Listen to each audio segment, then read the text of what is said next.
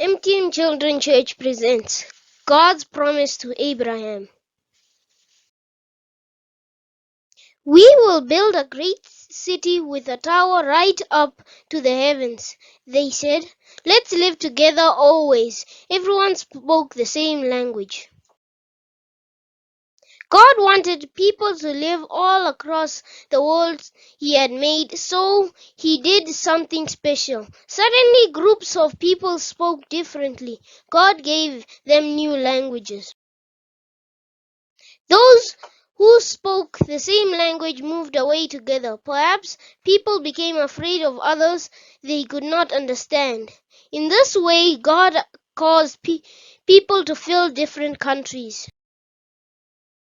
The city they left was called Babel, which means confusion. Years later, in a place called Ur of Chaldees, God spoke to a man named Abram. "Leave this land," God commanded. "Go to the land I will show you." Abram obeyed. God led him to Canaan. His wife Sarai and nephew Lot went with him. In Canaan, both Abram and Lot became rich. They had large herds of cattle. There was not enough pasture for so many animals. Lot's herdsmen quarreled with Abram's herdsmen. "Let there be no trouble," Abram said. "We will separate. Lot, you take the first choice of land you want." Lot chose a great grassy plain dotted with cities and villages. It looked good, but the cities were very wicked places. After Lot left, God spoke again to Abram. "I give all the land of Canaan to you and your children forever." Abram and Sarai had no children. How could God keep his great promise? 3 men from God came to Abram and Sarai. "You'll have a baby soon," they said. Sarai laughed. She did not believe God's message. She was 90 years old. God told Abram he would now be called Abraham, father of many, and Sarai would be called Sarah, princess. God also told Abraham he would destroy the 2 wicked cities of Sodom and Gomorrah.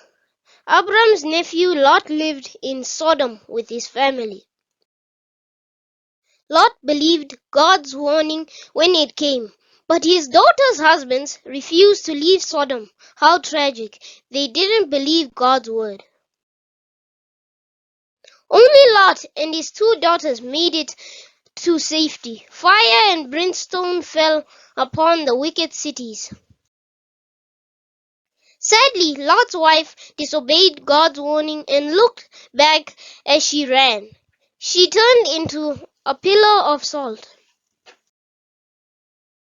The Lord kept his promise to Abraham and Sarah.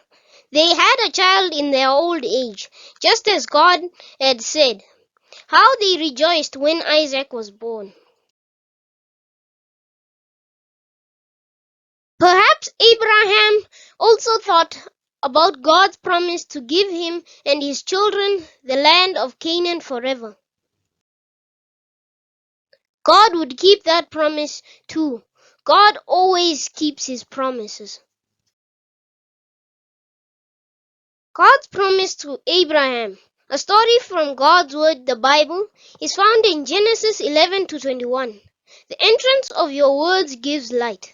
Psalms 119-130. The end. This is a quiz for kids. 1. What would be the name of Sarah's son? Question 2. How many men came to visit Abraham?